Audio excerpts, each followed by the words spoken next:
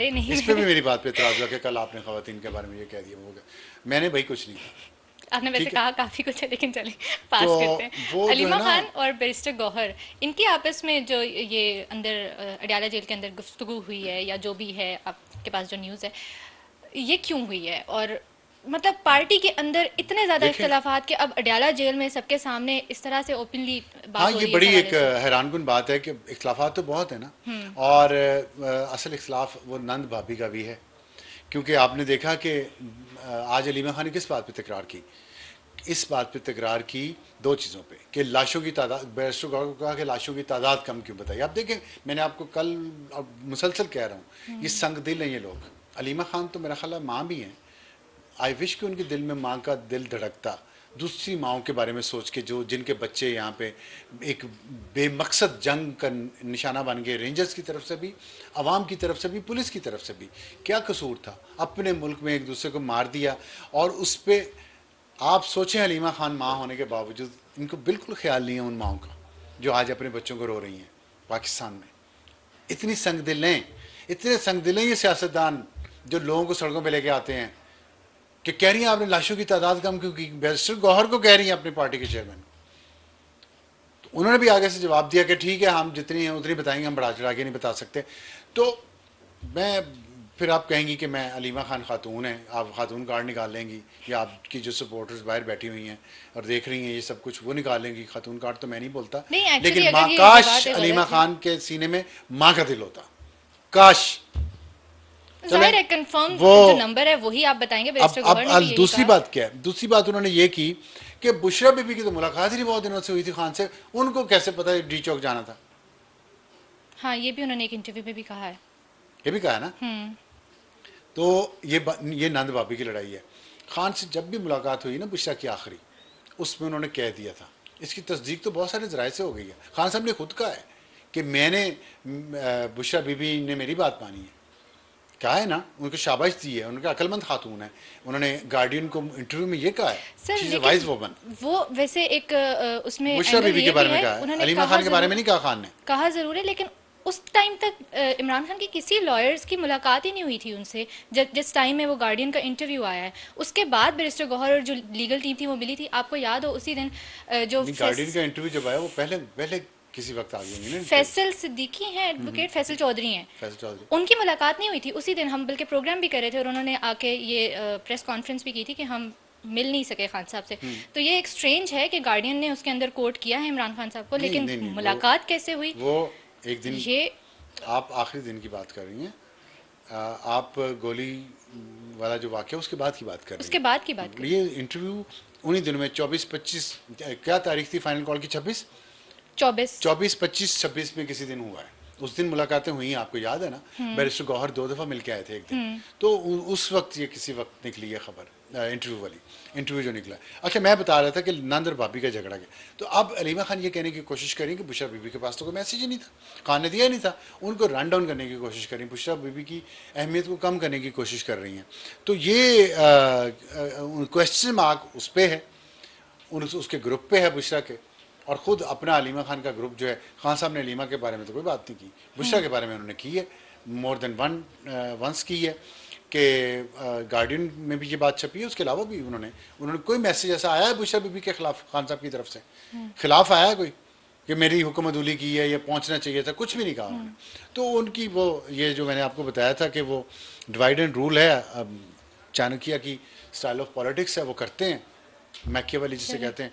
तो let's see कि ये ऊंट किस करवट बैठता और है। ये जो आज आखिरी गिरफ्तारियां हुई हैं, बात यहीं से शुरू हुई थी, ये इसलिए हुई हैं कि जो मुफाहमत कल बातचीत हुई है उसमें खान साहब अभी तक अपने सोशल मीडिया को कंट्रोल करने की इंस्ट्रक्शन उन्होंने नहीं दी, जिस वजह से मुफाहमत में ये बहुत मेजर एक शर्त है, एक सीबीएम है। अगर वो रिहाई देंगे लोगों को या इमरान खान को, दूसरी साइड, तो इमरान खान को भी ये प्रोपेगेंडा जो है पाकिस्तान के ख़िलाफ़, फ़ौज के ख़िलाफ़, ये बंद करना पड़ेगा, वरना ये जो डील है ये सिरे नहीं चढ़ेगी। और इसीलिए आज गिरफ़्तार किया गया तमाम, उमर अयूब को भी, और राजा बशारत को, और अहमद अली चट्ठा, और इनका जो है दूसरों को भी, उनको भी फ़र्द जुर्म आयद हुई है, इन सबको गिरफ़्तार किया जाएगा। ठीक है, हमारा लास्ट टॉपिक, शुरू में हमने कहा कि कोई सरप्राइज है। देखें, सरप्राइज लोगों के लिए होगा, मेरे लिए नहीं है, इमरान रियाज के लिए नहीं है। और वो सरप्राइज़ ये है कि इमरान रियाज झूठ बोलते हुए पकड़ा गया।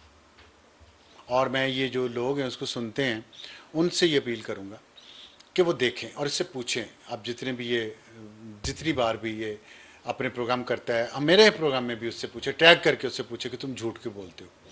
और क्या था वो, आज जो था, इमरान रियाज को किसने पाला, ट्विटर ट्रेंड की तो बात करें आप? वो आपने बताया था, आपने कहा था मैं बताऊंगा कि किसने पाला।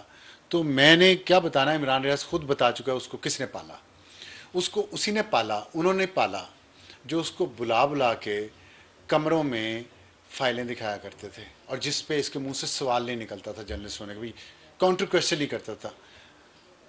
और जिस तरह वो इसको देते थे बना के, वो ला के यहाँ पे चला देता था प्रोपेगेंडा। उन्होंने पाला है इमरान रियाज को।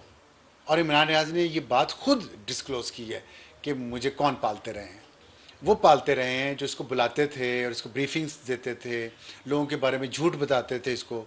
वो खुद जिन्होंने इसको पाला है वो भी अब कहाँ गए। तो इमरान रियाज को मैंने 2 झूठ इसने जो बोले हैं, आप हमारी ऑडियंस के लिए अगर बता भी दें कि आप क्यों इस हवाले से मैं बात कर इस रहे हवाले हैं। से बात कर रहा हूँ कि उन्होंने मेरे बारे में झूठ बोले हैं, तो मैं उसको एक्सपोज करना चाहता हूँ। और आज मैं बताना चाहता हूँ कि उसने झूठ क्या बोले हैं, और मैं उसे चैलेंज करना चाहता हूँ।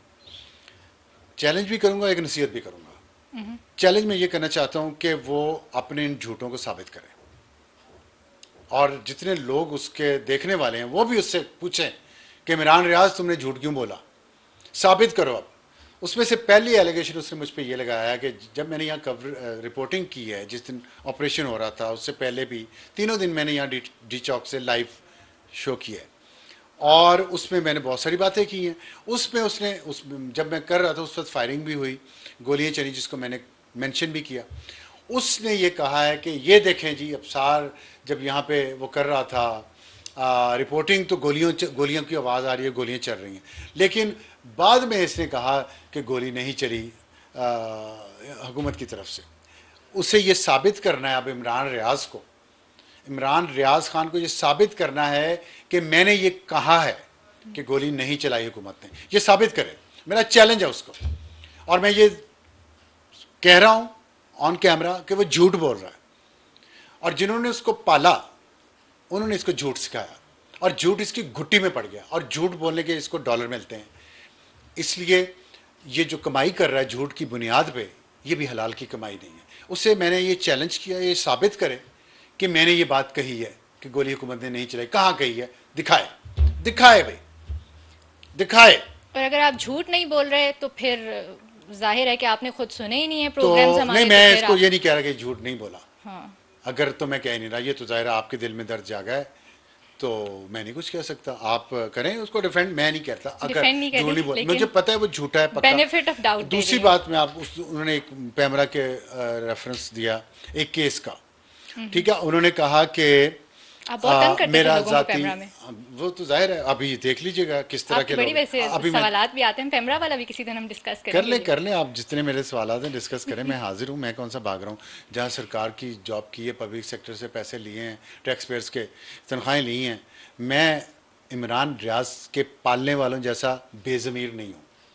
इमरान रियाज को पाला भी बेज़मीरों ने। वो बेज़मीर भी थे, चोर भी थे, झूठे भी थे, मक्कार भी थे। वो हमारे टैक्स से सैलरीज भी लेते थे, और लोगों को इस तरह के लोगों को, झूठों को पूरे मुल्क से इकट्ठा करके उनको झूठ मज़ीद बोलने की तरबियत भी करते थे, और फिर उनको छोड़ देते थे इस माशरे में फसाद फैलाने के लिए, फितना फैलाने के लिए, जो ये फैला रहे हैं अब्दुल्ला बिन उबई की तरह।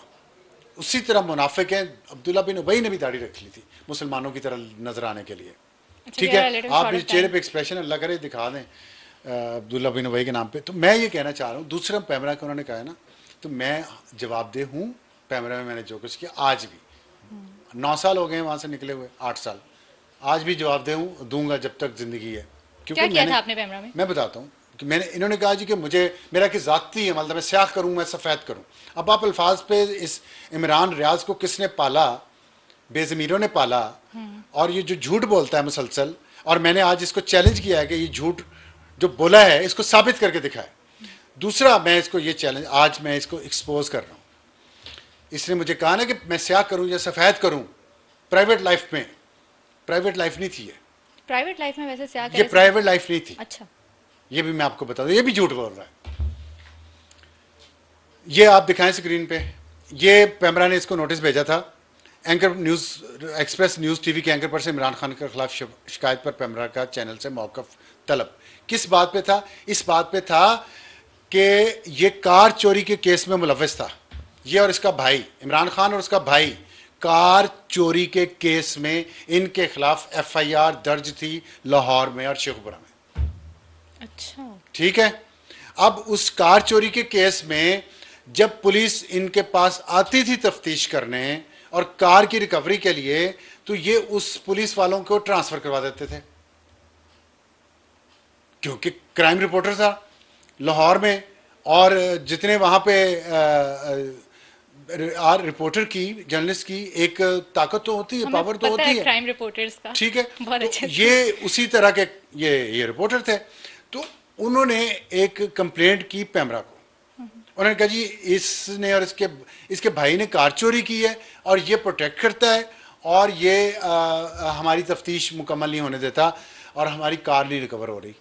उस वक्त बड़ी वो टोयोटा क्रोला शायद कार थी या इस तरह की कोई कार थी, नई कार थी। ये कार चोरी का केस था इमरान रियाज और उसके भाई के खिलाफ, उसकी एफआईआर थी और ये हमें शिकायत आई, हमने नोटिस दिया पैमरा ने, बिल्कुल कानूनी तौर ये दिखा, आप दिखा दें सबके सामने। और उसमें बाकायदा कानून है पैमरा का 27B, पैमरा एक्ट का सेक्शन 27B, जिसमें मीडिया की ताकत का नाजायज इस्तेमाल ममनू है। पढ़ के सुना देता हूँ।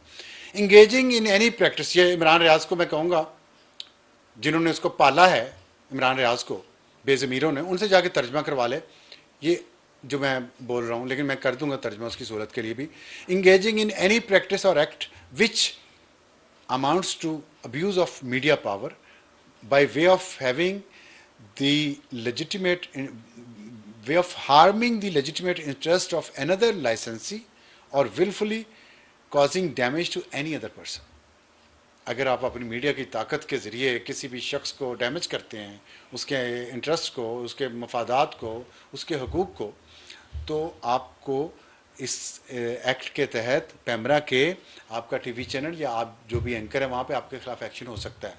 तो इसलिए मैं समझा रहा हूँ इसको कि एक क्रिमिनल एक्टिविटी से दूर रहो और अपने भाइयों वगैरह को भी कहो कि इन क्रिमिनल एक्टिविटीज से दूर रहें। जर्नलिज्म करनी है ना तो जर्नलिज्म करें सही तरह। मैं उसका नसीहत भी मैंने आपको कहा था मुख्तसर तौर पे कि उससे मैं सिर्फ दो बातें कहूँगा। तकब्बर ना करो इतना, तकब्बर अल्लाह की चादर है।